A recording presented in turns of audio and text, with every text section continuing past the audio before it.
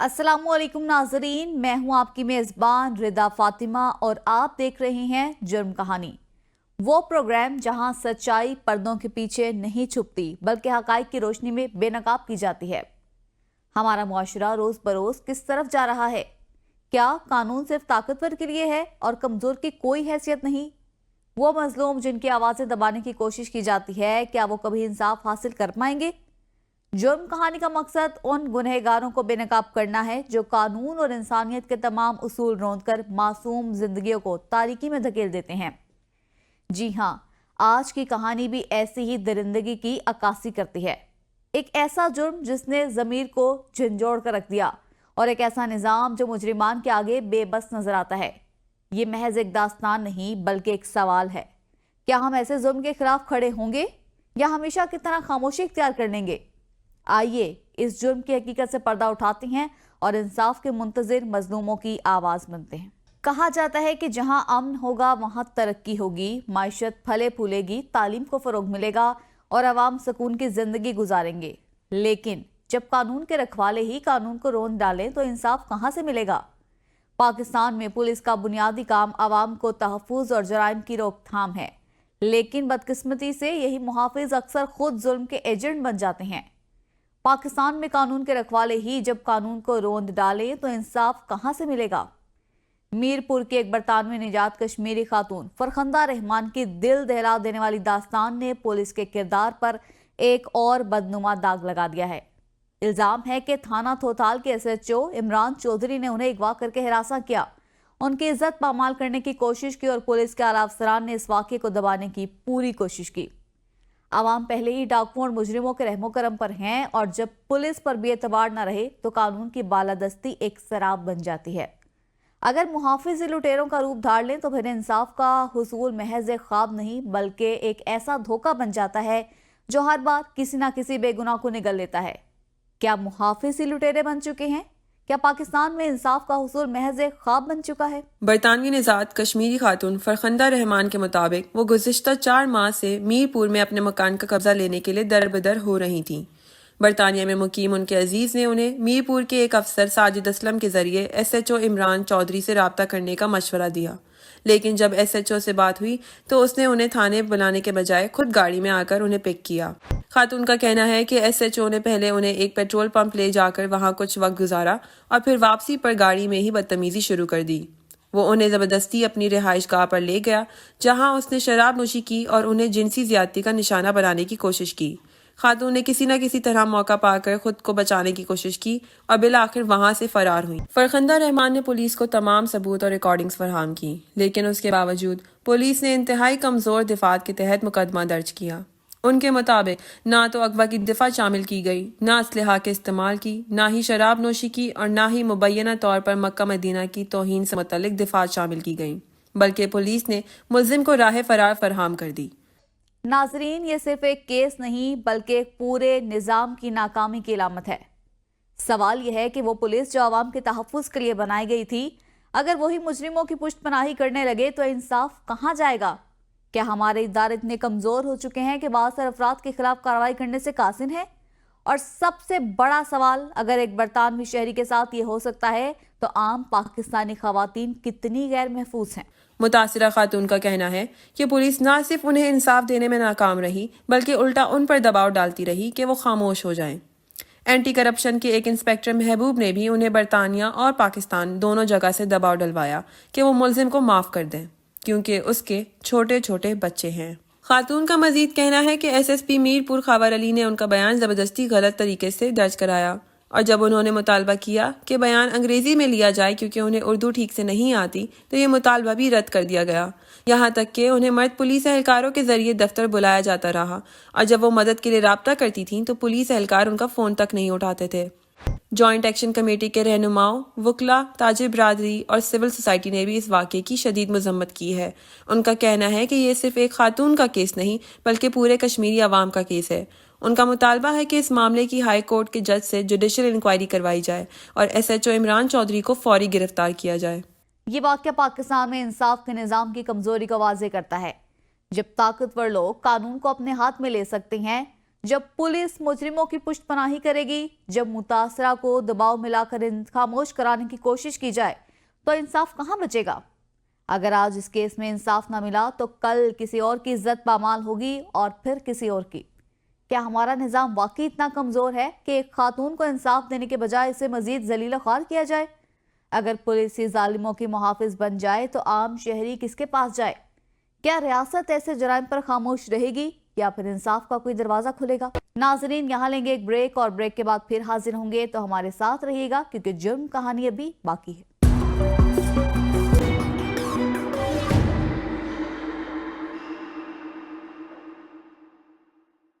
नाजरीन, रावलपिंडी के इलाके थाना नसीराबाद में होने वाले एक मुबैना पुलिस मुकाबले ने कई सवालात को जन्म दे दिया।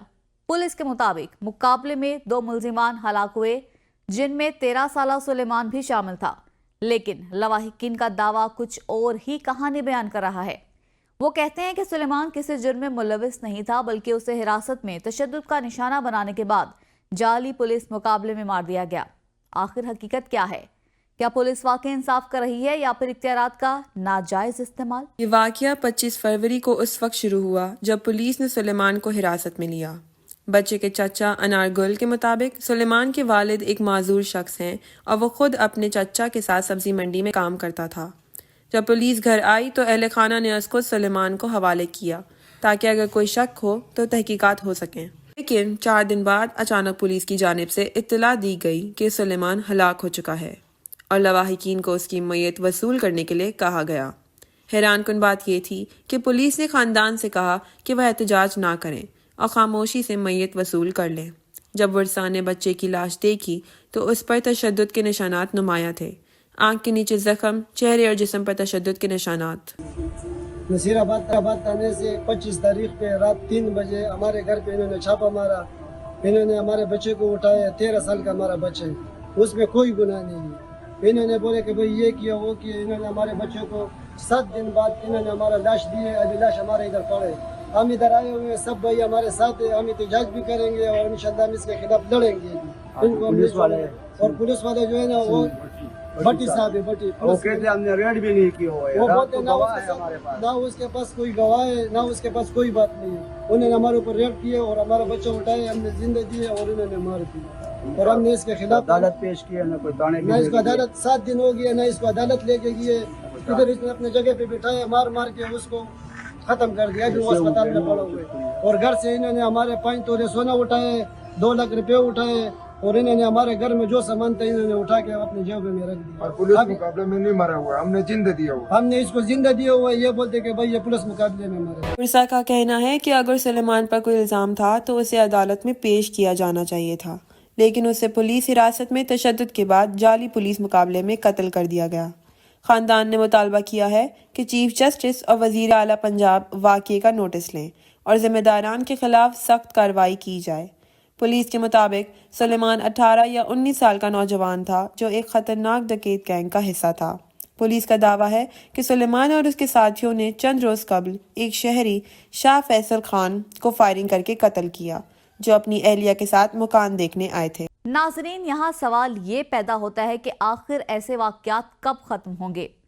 13 साला सुलेमान वाकई एक डकैत था या फिर उसे पुलिस ने सिर्फ एक नंबर पूरा करने के लिए मार दिया? अगर ये वाक़ईतन एक पुलिस मुकाबला था तो इसका तरीक़ेकार कानूनी क्यों नहीं था? ऐसे गैंग बनते कैसे हैं और ये लड़के इतने कम जुराइम की दुनिया में कैसे आ जाते हैं?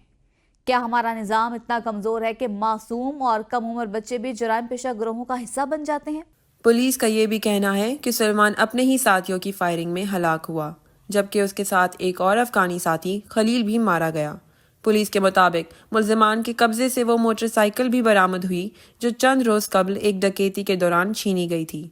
लेकिन ये मौक़िफ़ सुलेमान के अहले खाना के बयानात से मुतसादिम है जो उसे एक आम और बेगुनाह बच्चा करार दे रहे हैं। लवाहिकीन का कहना है कि पुलिस ने पहले झूठे इल्ज़ामात लगाकर सुलेमान को हिरासत में लिया, फिर उसे तशद्दुद का निशाना बनाया और बाद में एक फर्जी मुकाबले में मार दिया। ये बच्चा हमारा 13 साल का बच्चा है और इन्होंने जुल्म किया हमारे साथ। इसके खिलाफ हम सारे एहतजाज पे कटे हुए। हम फिर भी एहतजाज करेंगे इंशाल्लाह, फिर भी एहतजाज करेंगे। हमें इंसाफ चाहिए भाई। हमारा बच्चे के साथ ज्यादती हुआ है और छोटा बच्चा है। अगर कोई गलती उसमें है तो अदालत भी है اور جو ہے وہ قانون بھی ہے, उनको सजा भी फांसी भी हो सकती है, लेकिन उन्होंने थाने में नहीं पेश किए हुए. रेड का भी वो कहते हैं कि हमने रेड ही नहीं किए. कितने गवाह है हमारे पास जिन्होंने रेड किए, हमें उठाए, हमारे ऊपर कपड़े डाले हुए, हमारे पैसे छीने, हमारे मोबाइल छीने, रात को घर पे छापा मारा हुआ है. ये इंसाफ तो नहीं है. अगर बच्चे के अंदर कोई गुनाह है तो वो अदालत भी है वहाँ, और सजा भी वहाँ हो सकते हैं. 7 दिन में उनको थाने पे नहीं पेश किया हुआ है, तो यहाँ पे जो हमें अभी बुला रहे हैं कि भाई आपको लाश वहाँ पड़ी हुई है, कैसे उसको रेड? हमने खुद उसका हाथ में पकड़ा है, उसको रेड उसको जो मुकाबले में मार दिए. नशा हुआ है कोई मुकाबले में मारा हुआ है. तो भाई मेहरबानी, हमें आपसे दरख्वास्त है कि भाई हमारा जो है मुतालबा जो है ना उस पर अमल किया जाए, अब इंसाफ दिलाया जाए. गरीब लोग हैं यहाँ पे इकट्ठे हुए और फिर एहतजाज करेंगे इंशाल्लाह फिर हम एहतजाज करेंगे. नाजरीन, ये वाकया सिर्फ एक सवाल नहीं बल्कि हमारे निज़ाम इंसाफ पर एक बड़ा सवालिया निशान है. अगर सुलेमान वाकई मुजरिम था तो उसे अदालत में पेश क्यों नहीं किया गया? और अगर वो बेगुनाह था तो फिर उसका कसूर क्या था? ऐसे वाकयात पुलिस की कारकर्दगी पर सवालात उठाती हैं और अवाम में अदम एतमाद को जन्म देते हैं. आखिर कब तक मावराए अदालत कत्ल होते रहेंगे? कब तक कानून के रखवाले खुद ही मुंसिफ और जल्लाद बने रहेंगे? अगर ऐसे वाकयात की रोकथाम ना की गई तो इसके नताइज माशरती बिगाड़ की सूरत में हमारे सामने आएंगे. क्या रियासत और सिक्योरिटी इदारे इस मामले पर खामोश रहेंगे या इस केस में इंसाफ का बोलबाला होगा? नाजरीन, यहाँ लेंगे एक ब्रेक और ब्रेक के बाद फिर हाजिर होंगे, तो हमारे साथ रहिएगा क्योंकि जुर्म कहानी अभी बाकी है.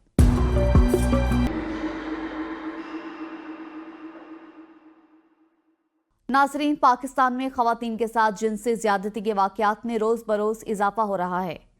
हर गुजरते दिन के साथ दरिंदगी की ऐसी कहानियां सामने आती हैं जो हमारे मुआशरे के बेहिस और बोसीदा निज़ाम की अक्कासी करती हैं. आज भी पाकिस्तान में औरत की इज्जत और जिंदगी दोनों गैर महफूज हैं. जिनसी जुराइम के खिलाफ कवानीन मौजूद होने के बावजूद मुजरिमों को सजाएं नहीं मिलती, बल्कि बासर अफराद अपनी ताकत के जोर पर कानून को मोम की नाक बना देते हैं. जी हाँ, ऐसा ही एक अफसोसनाक वाकया फैसलाबाद की तहसील तांदियावाला के एक नवाही गांव में पेश आया, जहां 3 दरिंदा सिफ्त अफराद ने एक बेसहारा खातून की इज्जत को पामाल कर दिया.